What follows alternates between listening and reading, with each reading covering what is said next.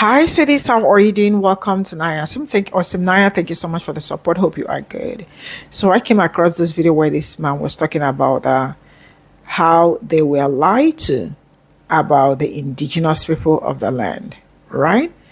And this is exactly the same way these people operate. The same way, let's say, the same way they operate in United States, white people is also the same way they will operate in France, Germany, and all that.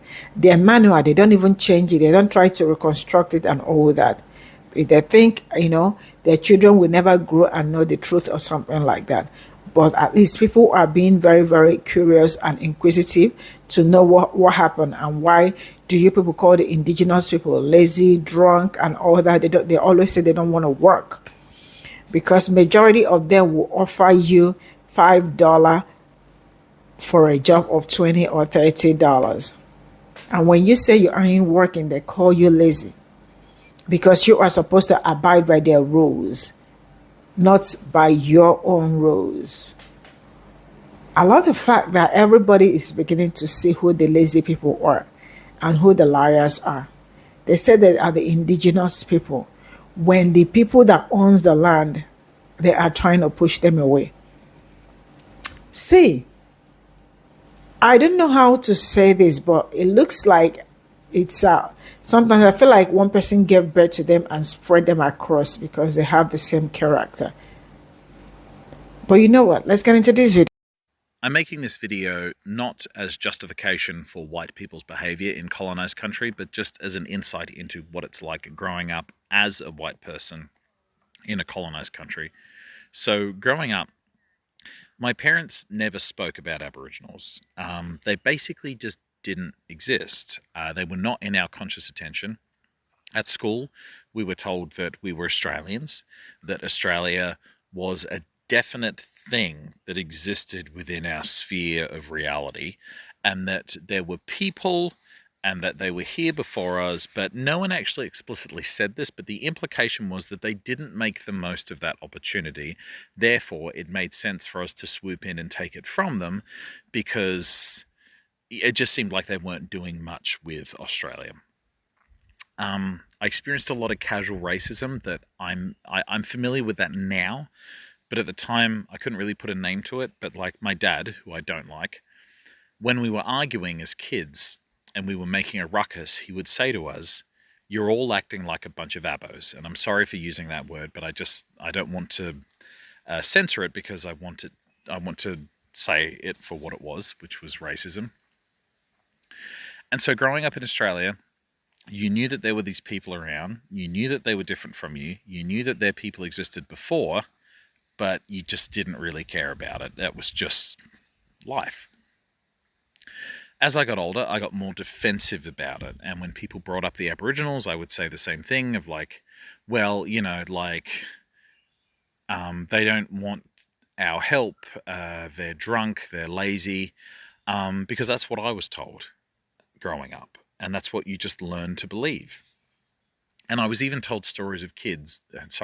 I was told stories when I was a kid that I know now to be untrue and more urban legends and ways to hurt the Aboriginals and to justify racism. But I heard stories growing up of I was told a story about a kid who smiled at an Aboriginal and he hit her in the head with a brick. So it's not only racism, but you're taught to fear Aboriginals. I was scared of them. I didn't want to be around them. They were just these people that were around that when you saw them, you got really uncomfortable and you tried to get away from them. And I was very blind to this for years and years and years until I came to Vancouver. And when I was in Vancouver, I witnessed First Nations people and their struggles. And it occurred to me, I went, wow, these people are genetically different, yet they have the same struggles. What if it's not a flaw with being Indigenous? What if it's colonialism? What if we're doing this to them? And our refusal to acknowledge that is just making it worse and compounding the issue and throwing fuel to the fire. And I'm not going to say I had that epiphany immediately. It was an ongoing thing. But now I'm at a point in my life where I've definitely opened up my eyes to it all, and I get it, and I'm so... I don't want to say hurt, because I'm not the one who was hurt, but I guess I'm just so sorry for what's happened. And I see it, and I see it everywhere, and I see the ill impacts of what people that look like me have done to these people, and it just really upsets me. And I'm going to call out the ignorance. I'm going to call out the casual racism as often as I can, because it is hurting. It's the refusal to acknowledge the real hurt that we've done that is causing more hurt every single day. So I think that's a decent enough video for the time being. And as I said, this is not justification. All I'm doing is, to any First Nations and Indigenous person that's listening, I just want to give an insight into what it's like growing up as a white person, what it took for me to change my mind, and what I'm trying to do about it now.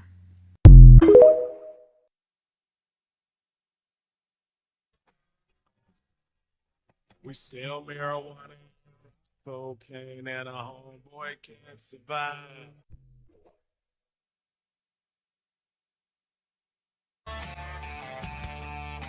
We sell marijuana and rock cocaine.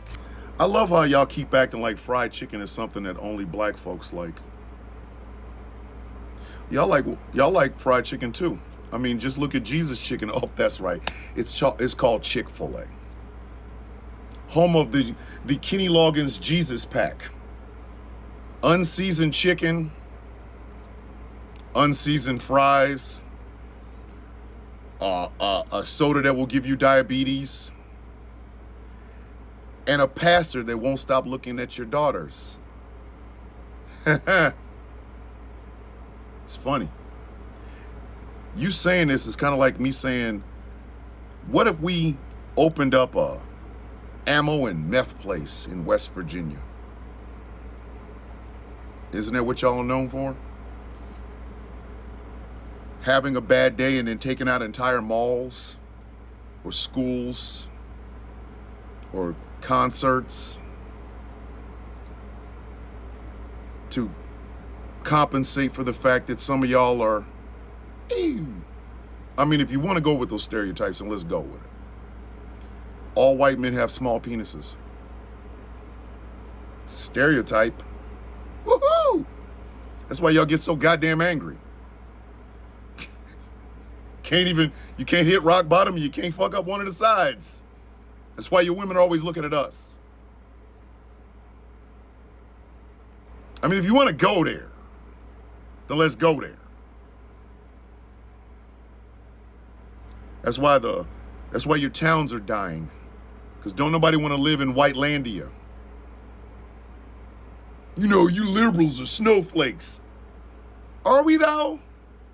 The whites only signs, the whites only drinking fountains, the whites only pools.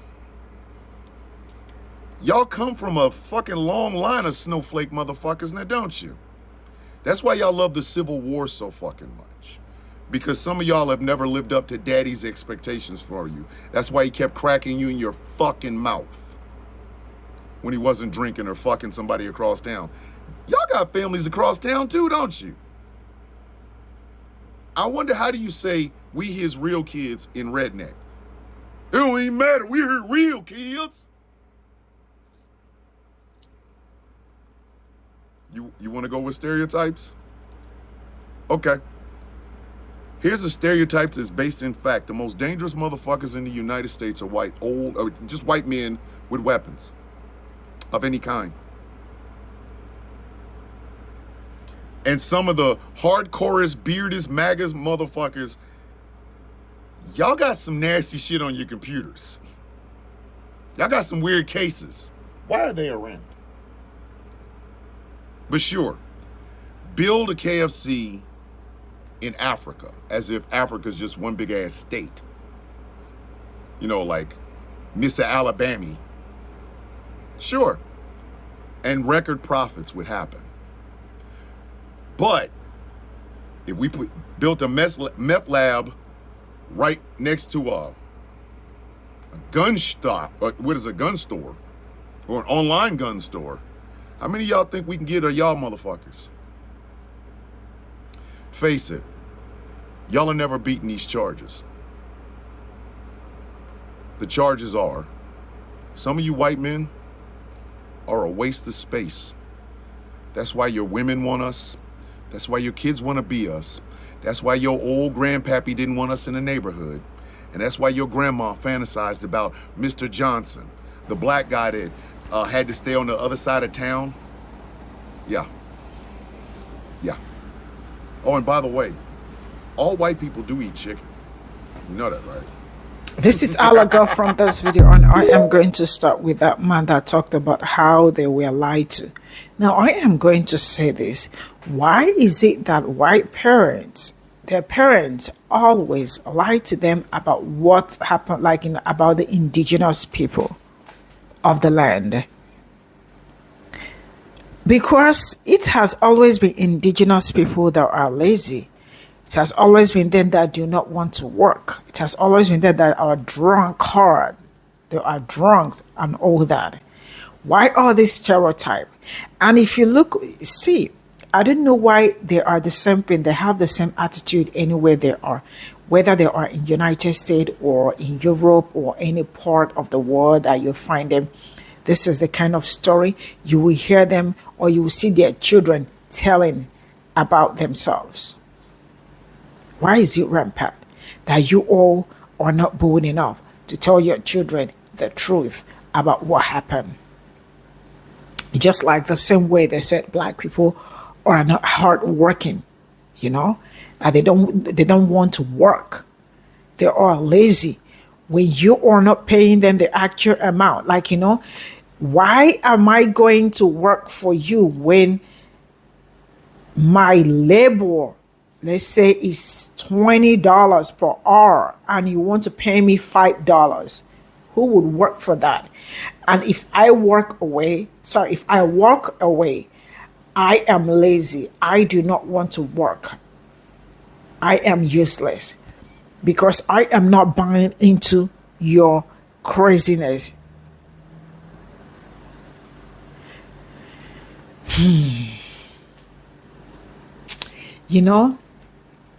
One thing that I love for sure, it is the fact that everybody is beginning to see who is telling the truth and who is lying, who has been lying all these years.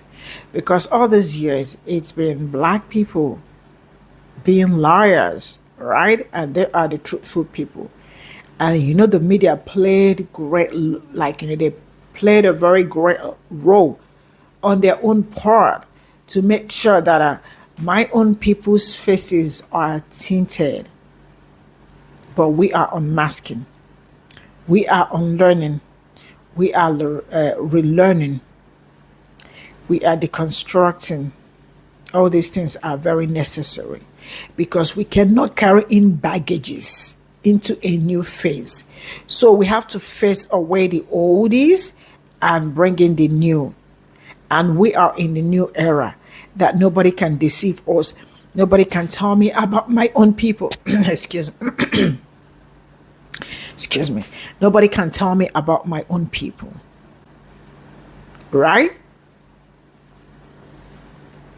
They really have lied. And I remember a Russian, she is still on this TikTok. She was like, she never knew that black history was this horrible, that slavery was this terrible, that this was not what they taught them in school. And she told what she was taught in school, that, they took them off from their places, brought them to United States, and then found out that it was not good. So they decided to unite them with all their families, and now they live happily ever after.